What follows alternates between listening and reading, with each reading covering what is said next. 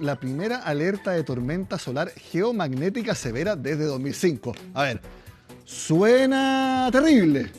No lo es tanto. No es así, Cristian Noguchi, editor de Futuro 360, porque, a ver, yo voy a hablar ahora como espectador.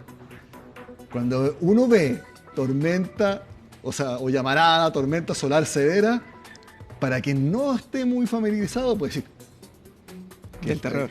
¿Qué va a pasar? O sea, me parece que es algo muy terrible. Claro. ¿Es tan así? Por favor, cuéntanos tú. Nicolás, ¿cómo estás? Buenas tardes. No nos vamos a derretir. Eso es lo primero. No nos vamos a derretir, no se va a acabar la humanidad tampoco, sino que, por ejemplo, si queremos ver un partido de fin de semana de la Premier, por ejemplo, o un streaming, mediante la serie que estemos siguiendo, sí podríamos tener un problema. Entonces, allí hay que hacer la diferencia porque no hay consecuencias físicas eventualmente a raíz de esta tormenta geomagnética que se conoce científicamente, tormenta solar popularmente, pero que, claro, evidencia una alta actividad solar que partió, Nico, hace aproximadamente 7 horas por parte de la alerta emitida por el Centro de Predicción del Clima Espacial, el NOAA, y que se va a extender hasta el Día de la Madre, el domingo. Aproximadamente durante toda la jornada va a estar esta alta actividad solar que principalmente, Nicolás, se registra en los polos del planeta. Cuando nosotros observamos las famosas auroras boreales, es que efectivamente una alta cantidad de energía ultravioleta proveniente desde nuestra estrella está chocando con la parte más alta de la atmósfera, que es la ionosfera. Y por eso se produce este espectáculo que realmente es una postal muy recordada y característica del Polo Norte, por ejemplo, y en países como Groenlandia, donde se registra de forma más recurrente. Eso es evidentemente una consecuencia directa de esta actividad que emana desde nuestro Sol y que dentro de esta alerta emitida por parte de los centros correspondientes se categorizan de 1 a 5. Esta actividad de este fin de semana es nivel 4, G4. Entonces, por eso se tiene esta subcategoría que es severa. Eso es un hecho. Pero lo fundamental y el mensaje que debemos transmitir es que no hay consecuencias directamente hacia la población. Sí lo hay a los objetos que están fuera de nuestro planeta, que son los satélites de comunicación, por ejemplo, al momento que yo quiero realizar un viaje mediante alguna aplicación de transporte urbano, podría tener alguna alteración mi recorrido mediante el GPS, porque ese es evidentemente controlado por un satélite en órbita, conexiones a internet, eventualmente alguna transmisión, como le decía yo, de satélite también se podría ver afectada. Alguna persona que quizás tenga un vuelo en avión por estos días puede decir, ¿tendría quizás alguna alteración los radares, también los sistemas de comunicación de los aviones o no? Ese es un muy buen punto, Nicolás, y no solamente en el transporte aéreo, sino que también en el marítimo, a raíz de la conexión que hay por GPS, pero fundamentalmente en vuelos que están en cercanías al Polo Norte. Países como Canadá, Groenlandia, Rusia, una parte de China también podrían tener algún riesgo, y la recomendación por parte del NOAA es que los vuelos comerciales que estén muy cerca al Polo Norte no lo hagan en la ruta tradicional, sino que pueden estar un poco más alejados porque podría haber alguna alteración en el sistema de comunicación. De hecho, hay muchas rutas que pasan por arriba del Polo Norte para ahorrar tiempo. Exactamente, principalmente desde Europa, Asia del Norte y también una parte de Groenlandia y Estados Unidos. Hay rutas que, por acortar camino, se realizan por ese lado. Pero claro, hay una recomendación oficial a los sistemas de aviación que traten de tomar una ruta alternativa para no tener ningún inconveniente, y también lo mismo con los buques que principalmente transitan en cercanías de Groenlandia fundamentalmente, y también de China y en dirección hacia el Pacífico, hacia nuestro continente. Hay que decirlo, podría tener una afectación importante, pero ¿por qué se produce esta actividad relevante? Se lo preguntamos a una destacada astrónoma, lo revisamos y seguimos comentando sobre este fascinante tema. El Sol pasa por ciclos que duran 11 años. Esto lo podemos predecir y sabemos que el Sol se comporta de una forma de baja actividad solar, alta actividad solar y baja actividad solar de nuevo. En este ciclo que empezó en 2019, en este momento estamos en un pic de actividad solar que empezó de hecho a principios de 2024, por eso estamos experimentando gran actividad. La última tormenta importante que hubo fue de hecho el 23 de marzo, que tuvimos algo similar a lo que vamos a tener este fin de semana. Y de hecho se espera que el máximo, o sea que todavía no hemos llegado al pic de actividad solar, se espera que el pic sea a fines de 2024 hasta el inicio de 2026. Claro, Nicolás, estamos en el pic de actividad de nuestro astro rey, pero también hay que considerar que el máximo en sí, ya tuvimos una tormenta, como lo decía la astrónoma, en marzo, ahora tenemos 2 meses después una segunda, pero el máximo va a estar concentrado en el segundo semestre. Entonces todas estas alertas debiésemos estar mucho más atentos en ese periodo del año. Son llamaradas de miles de kilómetros. Esas imágenes que nos entrega principalmente la NASA hacen un reflejo de aquellas y se captan de esa manera. Es realmente impresionante. Pero también es impresionante que la capacidad de viaje que tienen, porque lo hacen a una distancia de 500 kilómetros en tan solo un segundo. Es decir, podríamos hacer el viaje de Santiago a Chillán, en la región de Ñuble, en un segundo. Y así seguir viajando hasta Puerto Montt y demás. No te quería meter problemas, pero ¿tienen el cálculo de cuánto se demora desde el Sol hasta la Tierra con esa velocidad? Puede tener una variación dependiendo la cantidad de energía que libera el Sol, que puede ser inmediatamente de un par de minutos hacia la Tierra. Hay que recordar que la luz del Sol cuando amanece es porque viajó 8 minutos desde el Sol a la Tierra para que tuviésemos el amanecer. Esto podría ser mucho más rápido, producto de la energía que se libera, pero también podría ser una llamarada en cierta medida o una implosión un poco menor y podría tardar aproximadamente un par de horas, 24 horas, hasta 48 horas, hasta llegar a los polos magnéticos.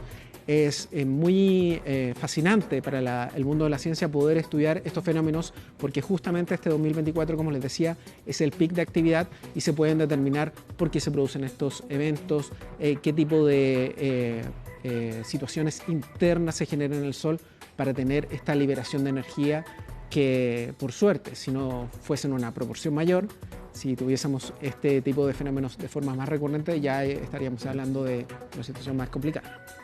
Estoy acordando de la trama de la película Los Cuatro Fantásticos en una de esas ediciones que agarran sus superpoderes en una de estas llamaradas.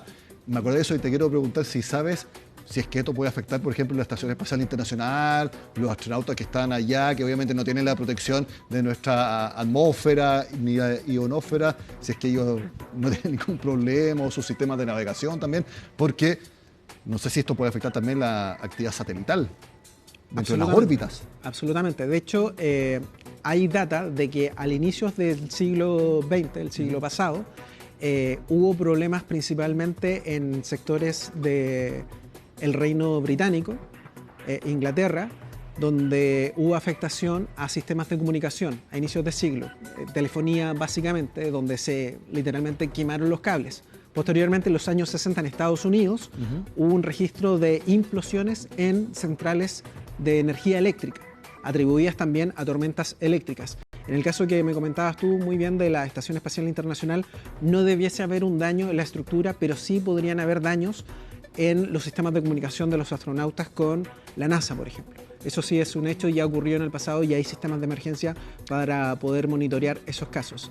Hay que estar atentos, es muy importante hacer el punto, estar atentos a que eventualmente si tengo, por ejemplo, un problema de conexión a internet durante estos días o tengo un problema, principalmente en la televisión satelital, que tenemos estos cuadritos que se colan o la imagen se queda pegada, es evidentemente una consecuencia de ello.